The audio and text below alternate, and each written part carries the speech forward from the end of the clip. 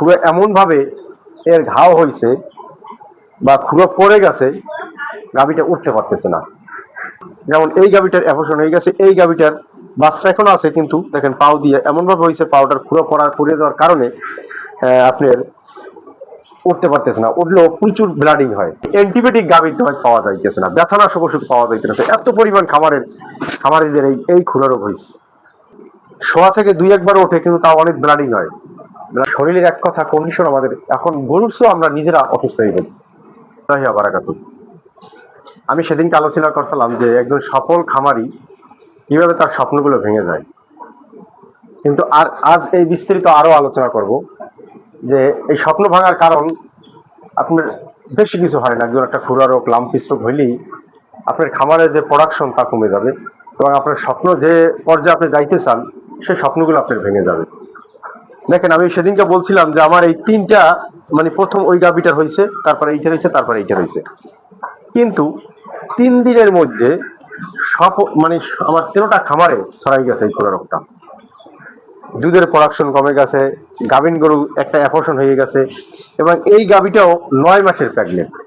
দেখেন, খুবই এমনভাবে এর ঘাও হয়েছে বা খুবই পড়ে গেছে, গাভীটা উঠতে পারতেছে না। দুধের গাভীগুলোর দুধ কমে গেছে, কারণ অ্যান্টিবায়োটিক করতে হইতেছে। আলহামদুলিল্লাহ, অ্যান্টিবায়োটিক খোয়ার পর অনেক গাভী সুস্থ হয়েছে, কিন্তু তার মধ্যে দুই একটা গাভী, যেমন এই গাভীটার অ্যাবর্শন হয়ে গেছে, এই গাভীটার বাচ্চা এখনো আছে, কিন্তু দেখেন পাও দিয়ে এমনভাবে হয়েছে, পাউডার খুঁড়ো পড়ে যাওয়ার কারণে আপনার উঠতে পারতেছে না। উঠলেও প্রচুর ব্লাডিং হয়, কারণ আপনার যখন খুঁড়া মানে শক্তটা পড়ে যাবে, ভিতরে নরমটা থাকবে, যখনই যতবার উঠতে চাইবে তখনই ব্লাডিং হয়। এখন এই গাভীটার কতটাই দেখেন সংখ্যার মধ্যে আছে এখন। এবং কি, আমি যখন খুরা রোগের আবির্ভাব দেখা দেওয়ার পর এই বাচ্চাগুলোকে নিয়ে অন্য একটা খামারে রাখছি, তাও আপনাদের বলছি, সেই খামারেও যে মানে আপনার খুরা রোগ হয়েছে, কারণ এটা বাতাসের গতিতে ছড়ায়। আমি বলছি যে ভাইরাস কখন মানে খালি চোখে দেখা যায় না, বা আপনার পরীক্ষা নিরীক্ষার মাধ্যমে খুব ধরা খুব কঠিন। ভাইরাস এমন একটা রোগ আমাদের মানুষের হিউম্যানের, মানে করোনাকালীন যখন আমাদের করোনা ভাইরাস হয়েছে, তখন দেশে ওষুধ পাওয়া গেছে। আমাদের দেশে এখন এতটা মহামারী, আমাদের মানে বাউফল থানায় বা বরিশাল, মানে অ্যান্টিবায়োটিক গাভীর দোয়ায় পাওয়া যাইতেছে না, ব্যথানাশক ওষুধ পাওয়া যাইতেছে। এত পরিমাণ খামারিদের এই খুরা রোগ হয়েছে, এত পরিমাণ লাম্পিস হয়েছে। আমার এই আপনার কিছু কিছু কোম্পানি অ্যান্টিবায়োটিক দিতে পারতেছে না। এই অ্যান্টিবায়োটিকটা আমার বরিশাল বিভাগীয় প্রধান মানে জায়গা থেকে আনতে হইতেছে, তাও সঠিকভাবে। আজকে এক কোম্পানি হইলে পরের দিন আর এক কোম্পানি পাই না, কোম্পানি চেঞ্জ করতে হইতেছে। মানে হয়তোবা আপনার অ্যামোক্সিসিলিন বা ক্লামনিক অ্যাসিড পড়লেও ওইটাই ঠিক রাখছি, কিন্তু অন্য কোম্পানিটা পড়া লাগবে, কারণ পর্যাপ্ত আমি অ্যান্টিবায়োটিক পাইতেছি না, ব্যথানাশক পাইতেছি না, রানাসিন মানে এস্টাভেট পাইতেছি না। তারপরও সব গরু যখন ট্রিটমেন্ট করছে আলহামদুলিল্লাহ সুস্থ হয়েছে, কিন্তু এই গরুটার যখন খুরা রোগ পড়ছে, কি অবস্থা খুরা রোগ পড়ার পর যা কল্পনা করতে পারতেছি না। এই গাভীটা দেখেন প্রায় 3 লাখ টাকার উপরে ছিল, কারণ এই গাভীটা দুধ দিতে কমপক্ষে 20 থেকে 25 লিটার। এখন এটা শোয়া থেকে দুই একবার ওঠে, কিন্তু তাও অনেক ব্লাডিং হয়। ব্লাডিং এর কারণে গাভীটা ঘাওটা ঘষতেছে না। কতটা কষ্টে আছি একমাত্র আমি খামারি হিসাবে আমি বুঝি। দিন রাত পরিশ্রম করতে হয়, ঘুম নিদ্রা নাই, কখন এই আবার ব্লাডিং হইয়া গাভীটা মারা যায়, এরকম একটা সংখ্যার মধ্যে থাকতেছে। এবং এই গাভীগুলোর যখন হাত পা ধোয়ানো লাগছে, তখন এ পাও ছিটা মারে, এ মাথা দিয়ে গুঁতো মারে।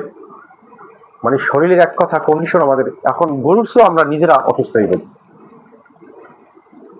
তাই কিভাবে মানুষের একটা সফল খামারি বা সফলতা অর্জন করবে? আমি তো আপনার ভ্যাকসিন করছি, আমি বলছি বারবার ভ্যাকসিন করছি এবং সমস্ত ভ্যাকসিনগুলো কমপ্লিট করছি। তারপরে যদি একটা খামারি স্বপ্নগুলো যদি চুরমার হয়ে যায়, আমাদের কি করার আছে?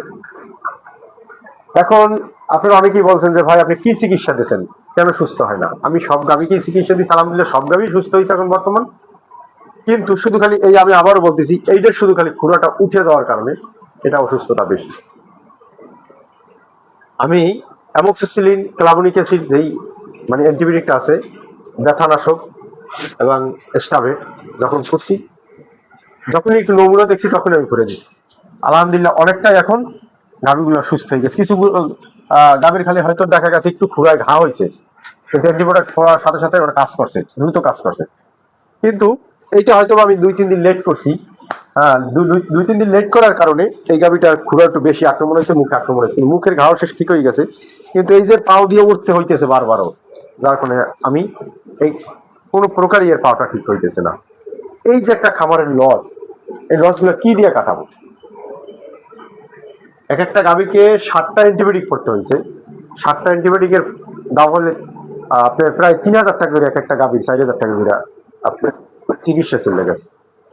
টাকা গিয়েও যদি আপনার সুস্থ গাভী হইতে, তাও তো আমার কোনো আফসোস ছিল না। কিন্তু যেগুলো সুস্থ হয়েছে আলহামদুলিল্লাহ, আল্লাহর কাছে শুকরিয়া। কিন্তু এই গাভীটা প্রেগনেন্ট থাকাকালীন মানে অবস্থায় ওর শরীরের তো ওয়েট আছি, তারপর আবার বাচ্চা পেটে রিসেন্টলি বাচ্চা দেবে, হয়তো 15 থেকে 20 দিন আছে। কিন্তু এই গাভীর অসুস্থ, অসুস্থ না, যা সব দিক থেকে ভালো আছে, শুধু খালি খুঁড়ো দিয়ে উঠতে পারতেছে না। এখন এর ওর পাছায় বা আঁটুতে ঘা হয়ে যাইতেছে, কারণ আপালি গাপালি করে উঠতে পারতেছে না। ট্রিটমেন্টে ভাই কোনো কমতি রাখি নাই। এবং কি আমি যতটুকু বুঝি, তারপর বিভাগীয় প্রধান আমি ডাক্তারও সার্জন আনছি, কিন্তু যখন ওই আপনার নরম খুঁড়াটা দিয়ে ভর দিয়ে ওঠে, ও যদি ভাঙ্গিয়ে যায় খুঁড়াটা, তখন এই ডাক্তার কি করতে পারে? আজ এ পর্যন্তই। সকলে ভালো থাকুন। আসসালামু আলাইকুম ওয়া রাহমাতুল্লাহি ওয়া বারাকাতুহু।